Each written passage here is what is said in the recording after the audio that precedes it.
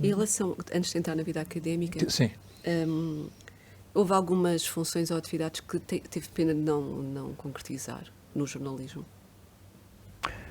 Não. Não. Não, sinceramente não. Quer dizer, porque eu comecei do baixo, num sítio, e acabei no... Não posso dizer no alto, porque não há altos, mas quer dizer, comecei como... Colaborador? Colaborador praticamente nunca fui, não é? Mas quando acabei o estágio no Diário Popular, entrei logo como jornalista, não é? Com carteira profissional. Que, aliás, na altura, portanto, em 64, não é? Para aí, era o número 113. Quer dizer... Lembra-se como é que foi essa... E agora sou o 13. O início da carteira profissional dos jornalistas tem memória... Não, a carteira profissional é... Ou a importância que tinha, não é? Pois, é anterior. Tinha uma importância relativa. A carteira profissional tinha uma importância relativa. Até porque, sob o ponto de vista, digamos, das incompatibilidades, portanto, na perspectiva ética, aqueles anos não eram, infelizmente, mas não havia condições para isso, não é? Nem havia a mentalidade para isso, não eram tão exigentes como hoje. Quer dizer, há grandes jornalistas, há bocado falei de um, do Loteria, por exemplo, e outros jornalistas. Pá, depois isto tem que ter aqui uns cortes, não? Que trabalhavam para coisas de publicidade, coisas desse tipo, não é? Portanto, sob o ponto de vista, digamos, voltando à questão da camaradagem, como diz, é evidente que havia uma divisão. Isto parece do ponto de vista ético, não é? A perspectiva ética não era tão exigente como felizmente passou a ser a partir do momento em que deixou de haver censura. Porque é evidente que não podemos ver a questão ética com censura e sem censura, são coisas completamente diferentes. No fundo, nós todos estávamos a infringir a ética, no mínimo pessoal, mas também profissional. Estávamos a escrever coisas que alguém vinha cortar aquilo que a gente escrevia. Portanto, aí a questão não se põe, não é? A lei de imprensa, por exemplo, a nova lei de imprensa de 1975, trouxe alguma mudança significativa? Opa, Sentiu-se esta sentiu-se.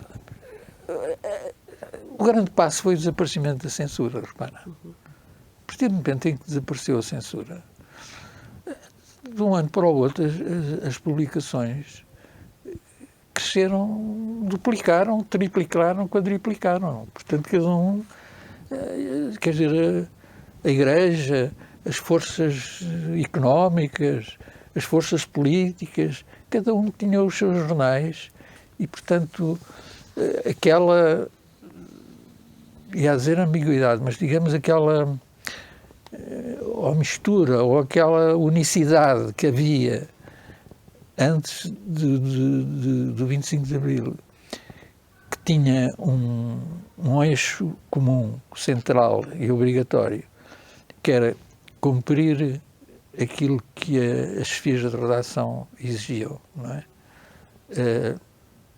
E, nomeadamente, facilitar a não interferência da censura. Quer dizer, era o grande... isto, nomeadamente, nos textos que tinham alguma coisa censurável, quer dizer, falando... Mas que eram quase todos, ao fim e ao cabo, desde as críticas de cinema até às notícias, se fosse lá do que fosse, tudo era suscetível à censura. Mas, nomeadamente, nas questões políticas, nem se punha a questão. Quer dizer, é evidente que raramente não exagero, mas eram poucas questões cortadas na política, não é? Eu, na parte final ainda no Diário Popular, eu se calhar há bocado não referi isso, trabalhei na secção internacional. Portanto, houve lá uma estruturação interna e tal, já não lembro porquê, mas fui parar à secção internacional. Que, no fundo, a secção internacional o que era? Era agarrar, pura e simplesmente, nos telexes das agências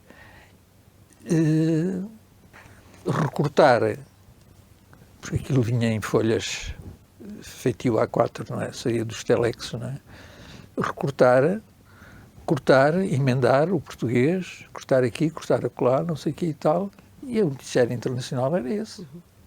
Se vocês virem as notícias do noticiário internacional dos jornais da altura, o trivial, digamos assim, era esse, não era mais do que isso. Evidentemente que havia enviados especiais, havia correspondentes especiais, por exemplo, o Diário Popular tinha um correspondente em Paris, que era o José Augusto, correspondente em Paris, um homem profundamente de direita, como é natural, não é? Na altura não se tinham pessoas altamente de esquerda, né, a escrever do estrangeiro, porque se em Portugal, nas redações portuguesas, tinham a chefia da redação e as pessoas estavam ali, se queriam ter emprego, tinham que fazer, o correspondente estrangeiro podia-se dar ao luxo de fazer algumas coisas e tal. E havia muitas coisas que eram cortadas de alguns, não o caso do José Augusto, mas de outros correspondentes estrangeiros que escreviam coisas, muitas vezes até por dificuldade ou incapacidade de perceber o que era a censura, não é? O que deixava o chefe de redação ou o subchefe de redação que estivesse a trabalhar, estou a falar de Diário Popular, completamente desvair, como é que este sacana me vai mandar uma coisa que ele sabe perfeitamente que isto não passa. Porque, reparem, as opções era, por um lado, fazer melhor que os outros concorrentes. No caso do Diário Popular, era de algum modo de Lisboa e depois, mais tarde, também de algum modo a capital. Ainda que cada um tivesse o seu público específico e quem comprava o Diário Popular não comprava o Diário Lisboa e quem comprava depois a capital veio criar ali uma terceira via, mas quem comprava o Diário Notícias não comprava o Século. E no Porto a mesma coisa. Portanto, era alargar as tiragens, ter mais publicidade e fazer um negócio, não é? E as condicionantes para os jornalistas eram um bocado determinadas por estas coisas, não é? E vocês sentiam que o vosso trabalho, ou que o jornalismo, não é, que faziam, era reconhecido pelos leitores? Sentiu esse reconhecimento da parte do leitor? Bom, há um pormenor importante, é que as notícias não eram assinadas. Portanto, o reconhecimento público era o reconhecimento do jornal. Não quer dizer que, por exemplo, nos suplementos culturais, o Diário de Lisboa não tinha determinadas características, determinados autores, o Diário Popular também, e aí, digamos, que até a diferença mais à esquerda ou mais à direita, até nem se notava muito, porque os suplementos culturais e os do Porto também, e até um suplemento cultural como o Comércio do Jornal do Comércio, também tinha umas páginas culturais que era escrito por um Álvaro Salema, que é um escritor, um jornalista, escritor da altura conhecido. Esses eram muito martirizados pela censura e arriscavam muito na censura, coisa que muitas vezes os incompatibilizava com as redações. O Martírio, o Cardoso Pires e o Stal Monteiro tiveram no Diário de Lisboa por causa da mosca, por causa do suplemento cultural, derivava deles não estarem na redação e quererem fazer o mais possível aquilo que eles gostavam que fosse feito. E depois mas o jornal saía todo junto e tinha que estar no comboio todo junto. Era mais nesse sentido, não é? O que é que foi mais compensador nesses anos todos de jornalismo? O que é que foi mais compensador para si? Quer a nível profissional, quer também a nível pessoal, não é? As duas coisas eram sempre ligadas no jornalismo. Vamos lá ver. Sob o ponto de vista pessoal, que se confunde no fundo com o jornalístico. Porque, sob o ponto de vista jornalístico, havia jornalistas que queriam ser vedetas, não é? E que foram vedetas no sentido de serem conhecidos, não é? Há outros que foram vedetas por serem melhores que os outros. Não era o meu caso, não fui melhor que os outros, não é? Havia jornalistas, o Batista Bastos era um grande jornalista, não é? Foi muito gostado pela censura, mas afirmou-se como um grande profissional, escritor, as entrevistas, as coisas que fez, etc.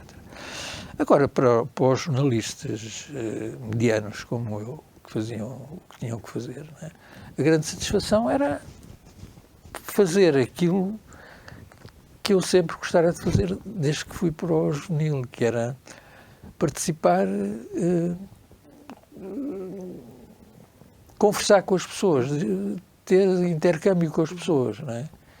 E, de algum modo, sempre, de algum modo, se bem que só mais tarde é que se veio a concretizar de uma forma mais, enfim, no Avante era diferente, mas que nos outros jornais, o esclarecer, o fazer compreender as coisas. Quer dizer, a minha grande preocupação foi e é, ainda hoje é essa, é chegar às pessoas no sentido em que elas percebam o mundo em que vivem e o que é que faz parte, não é? Na minha perspectiva. Há classes sociais, que isto não se resolve com paninhos quentes, que isto tem que haver uma luta contínua, através da imprensa e de outros meios, mas, portanto, chegar às pessoas e fazê-las compreender. E foi isso que me fez estar no juvenil, foi isso. Também fiz rádio nessa altura de jovem, não é? Um programa, vou voltar um bocadinho atrás, que foi na altura nos anos 60, no princípio da crise académica, na universidade, na Rádio Renascença, que havia lá um padre, que ainda é padre, que aliás é meu colega no Conselho da RTP, como é que se chama assim? Conselho de Opinião da RTP, que ele também lá está, em representação das igrejas, mas que era um jovem padre progressista da Rádio Renascença na altura, que resolveu abrir a possibilidade de se fazer lá um programa juvenil que se chamava Nova Vaga, onde estava gente ligada à rádio, como era o João Paulo Guerra, também estava a Maria do Céu Guerra, que era a minha colega na Faculdade de Letras, ainda curso diferente. Estava o Ricardo, estava o Lauro António, que também era meu colega na Faculdade de Letras de Cinema. Enfim, outra gente. Mas o programa durou 3 semanas ou 4 semanas, não é? Porque, o padre Rego, cheio de boas intenções, teve que voltar atrás, não sei o que é que aconteceu, mas o programa acabou, não é? Antes tinha também tido uma experiência na rádio, porque, não profissional, mas que me fez ter, digamos, uma experiência interessante, que foi a primeira, isto é ainda antes, um ano antes desta experiência na Renascença, que foi no Rádio Clube Português, porque o meu pai, quando veio para Lisboa,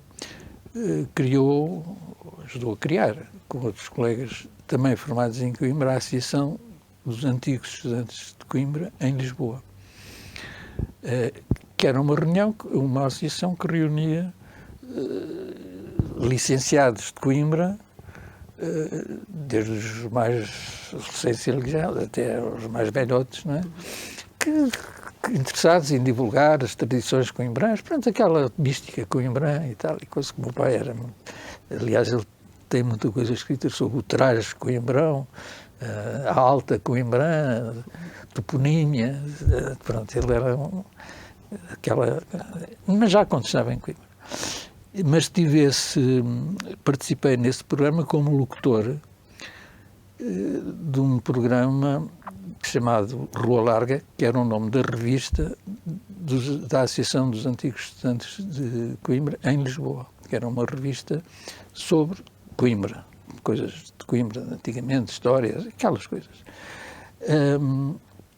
Mas foi muito interessante, porque foi uma experiência profissional, sem ser profissional, mas com o Fernando Corrado Ribeiro, que começou, e uma outra locutora, que não me lembro o nome, e depois, por qualquer razão que não me lembro, eles saíram, tiveram outras funções, e então eu fui chamado, o meu pai,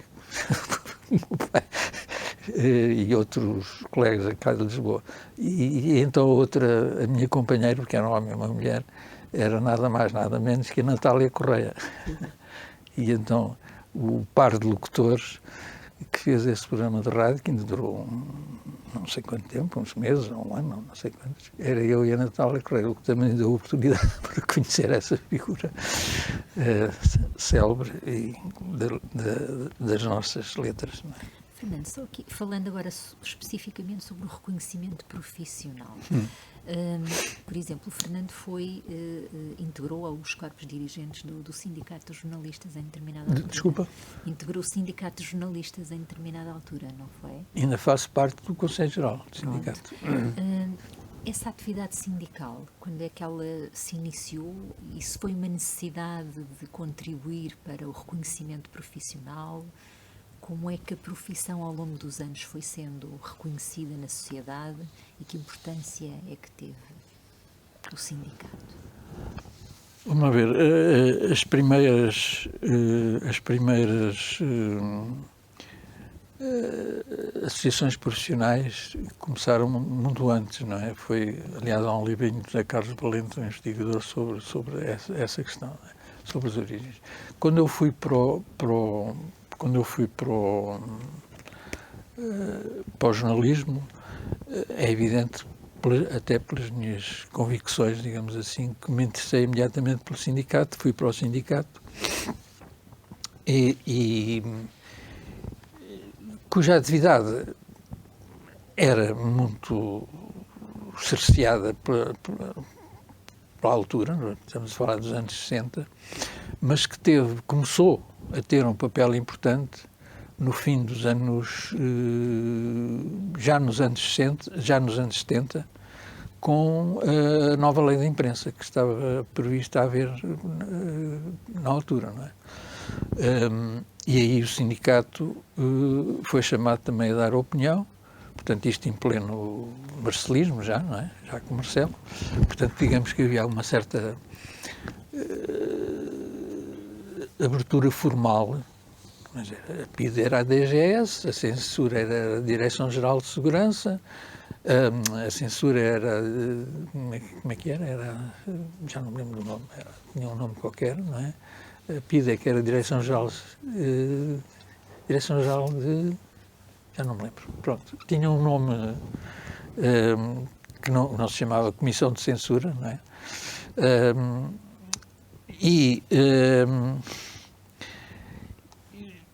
E aí, na verdade, eu interessei-me mais ainda pela questão sindical, não é? Eu não era jurista, portanto, havia pessoas que intervieram nisso com muito mais capacidade para o fazer, nomeadamente o José Carlos Vasconcelos, por exemplo, que era de Lisboa e que teve uma intervenção importante. E outros sindicalistas que estavam muito ligados às questões jurídicas, não é, legais da lei da imprensa. Esse período, de algum modo, fez nascer, ou, digamos, ter um certo significado a questão da valorização profissional. Isto é, nós sentimos que a questão de uma nova lei de imprensa, e quer dizer, de uma nova possibilidade de o jornalismo e os jornalistas terem uma outra dignidade na sua função social, não é? Digamos que entusiasmou muitas pessoas e por isso nós colaboramos, não porque na nossa maioria estivéssemos convencidos que o marcelismo ia democratizar o regime, porque na prática não democratizou, não é? Mas isso provavelmente também a ala liberal do Sá Carneiro e do Balsemão e do Amar da Costa também não estavam convencidos que ia conseguir, não é? Mas estou convencido que em certos setores da sociedade, e o jornalismo é um deles, deu, digamos, um novo ímpeto para lutar pela dignidade profissional e cívica, que valia a pena porque aparentemente podia haver condições, não para transformar o regime, mas ter um novo protagonismo cívico, digamos assim. E para nós, jornalistas, na altura, é evidente que era a questão da censura, mas também eram os direitos dos trabalhadores, questões fundamentais, como era a questão dos fotógrafos não terem carteira profissional, as questões de género, quer dizer, as mulheres eram averraras, quer dizer, quando eu entrei para a Diário Popular não havia lá uma única mulher, não é? Aliás, a primeira jornalista, quer dizer, havia uma anterior, que essa eu nem conheci, mas a outra que era de Diário Notícias, que morreu já há pouco tempo, que era... Beatriz qualquer coisa, não é?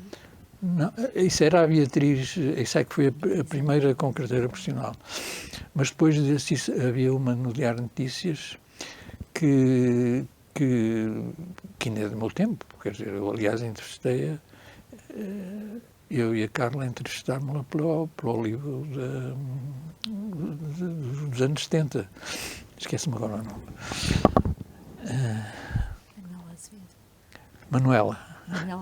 Manuela Azevedo, exatamente. Manuela Azevedo.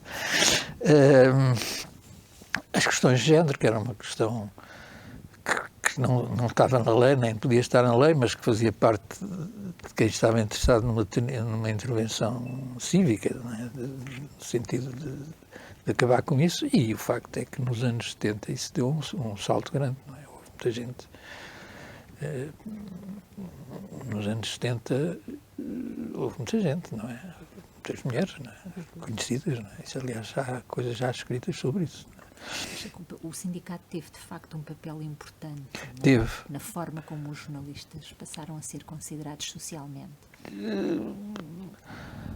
Considerados socialmente, isto quando se fala em considerados socialmente, estamos a falar da sociedade, isso para a sociedade era totalmente indiferente, não é? A sociedade, haja ou não haja sindicato, infelizmente, é por isso que eu acho que acima de tudo, nós não devemos estar preocupados com as fake news. Perdoa-se o parênteses. Nós devemos estar preocupados é com a escola, com os manuais escolares e com a educação e com os noticiários, os nossos telejornais, que são uma soma de petis fake news, não é? Que fazem com que as pessoas acreditem nas fake news. Fechado o parênteses, isto para dizer que, efetivamente, nesses anos, houve,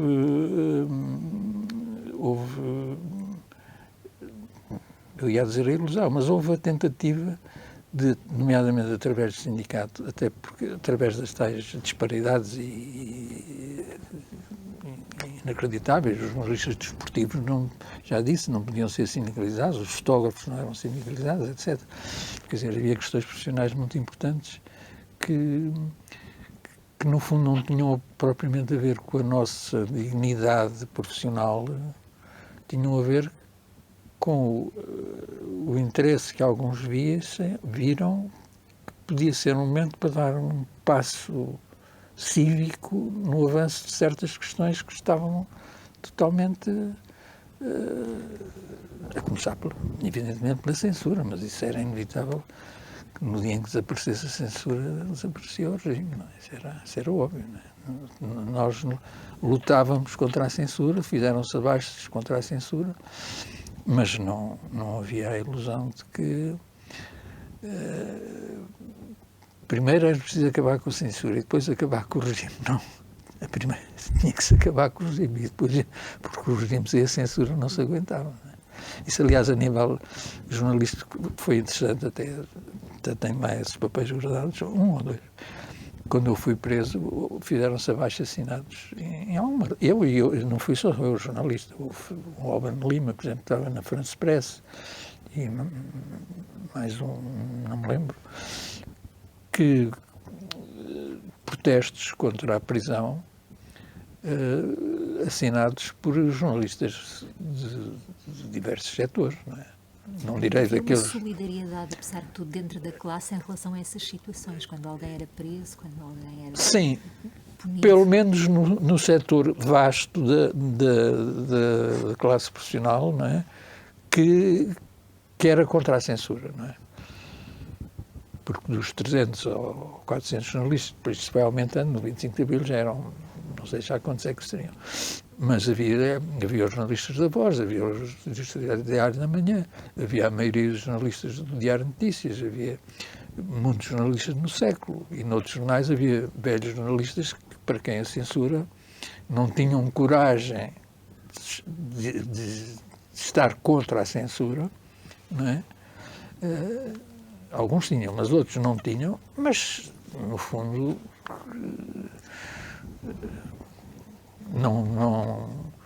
não achavam bem, não é? Aliás, estou sempre a remeter para o livro, mas está lá no princípio dos anos 70, houve um encontro no Palácio Foz, ou no Instituto onde trabalhava o Adorno Moreira, do Instituto de Estudos Ultramarinos, coisa assim, Lina Junqueira, onde uma série de jornalistas profissionais, Diário de Notícias e de outros jornais, que consideraram que era preciso acabar com a censura. Porque a censura estava a causar prejuízos ao prestígio internacional e nacional do regime, não é? Mas eles rapidamente mudaram de opinião e desapareceram. Quer dizer, foi, digamos, no princípio da guerra colonial houve ali, digamos que uma compreensão de que se davam reportagens sobre a guerra do Vietnã ou a guerra dos Balcãs, ou fosse lá onde fosse, e sobre a guerra nas colónias, nas guerras chamadas de ultramar, havia os boletins oficiais a dizer que faleceram por desastre, ou em combate, já não me lembro da expressão, mas faleceram os soldados num tal, não sei quantos, faleceram, quer dizer, reportagens.